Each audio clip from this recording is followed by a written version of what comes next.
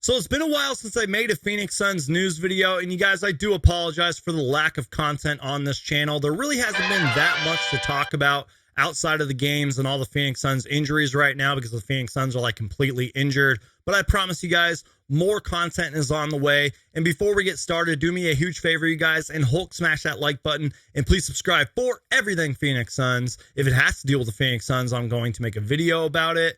And let's talk about it. All right, you guys, so Brian Windhorst of ESPN was on NBA today, and he pretty much shed some light on the Phoenix Suns' unique ownership circumstances right now.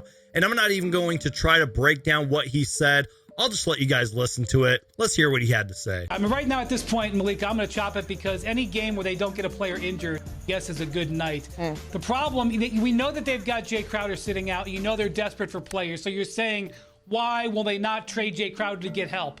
And the reason is they've got 3 quasi-owners, like nothing I've seen before in my 20 years covering the NBA. They have Sam Garvin, who is the acting owner right now for Robert Sarver, who is in the middle of selling the team because he is suspended. But while Sam Garvin has said he has the authority to make trades, he actually doesn't, because under the rules that the league put down under the suspension, Robert Sarver is allowed to say yes or no to any trade for a player that makes over $10 million. Which is who Jay Crowder is. Any trade almost certainly has to go on Sarver's desk. Meanwhile, Matt Ishbia is going to try to take control of this team within the next month. I'm not sure that the league is going to get through with their vetting process, but he's hoping to get control of the team ahead of the trade deadline so he can have a decision on who the trade is. So the Phoenix Suns front office, James Jones, is trying to help his team. He's got different people saying yes or no that he's got to sign off on. It's very, very difficult for them to get something done, not to mention the trade market's tight. So there's some key takeaways here and some things that I'm a little confused about. So Sam Garvin is the current acting owner of the Phoenix Suns, apparently.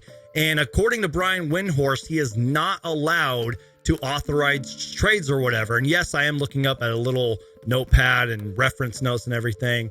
Now, when Robert Sarver was suspended, and I'll even leave the link down below to the article from ESPN, part of the suspension and the rules that Robert Sarver has to follow is that he cannot represent the Suns or the Mercury in any public or private capacity and or have any involvement with the business or basketball operations of the Phoenix Suns. So I'm really confused. Like, is Sam Garvin the acting owner? It's really confusing, you guys, because I guess Sam Garvin did an interview with the Arizona Republic, and he pretty much said that he has to communicate with Robert Sarver, and I quote, about super extraordinary items.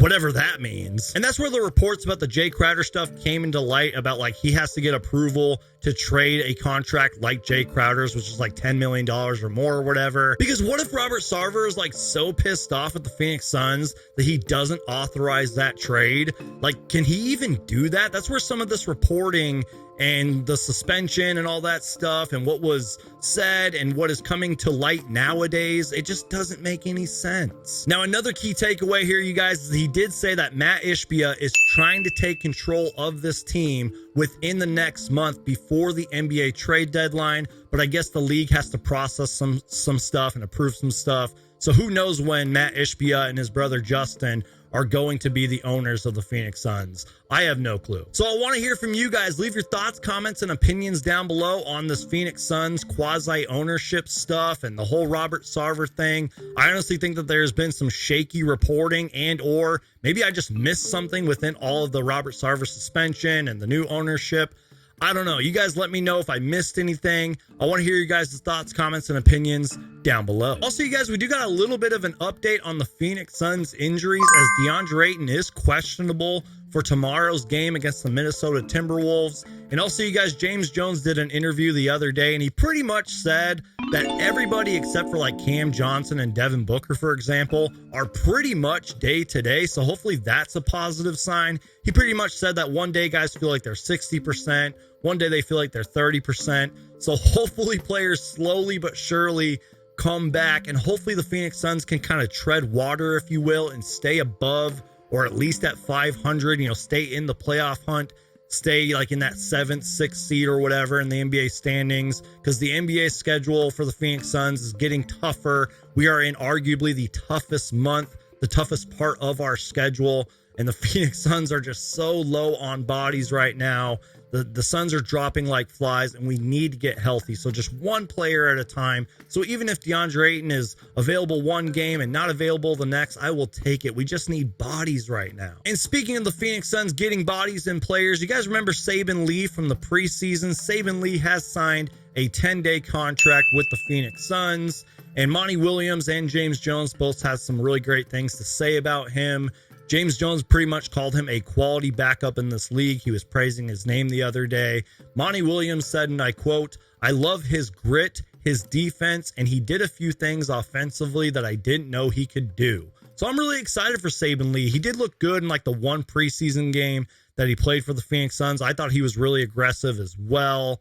And also, you guys, Saben Lee did say, and I quote, "I'm excited to be here for another opportunity. Just want to go out there and continue to play some defense and do what I can to help the team." Close quote. So once again, you guys, please leave me all your thoughts, comments, and opinions down below. What do you guys think of the Phoenix Suns quasi-ownership situation? What do you guys think about all the Phoenix Suns injuries? What do you guys think the Phoenix Suns should do at the NBA trade deadline? And do you guys think that we're going to win enough games to make the NBA playoffs?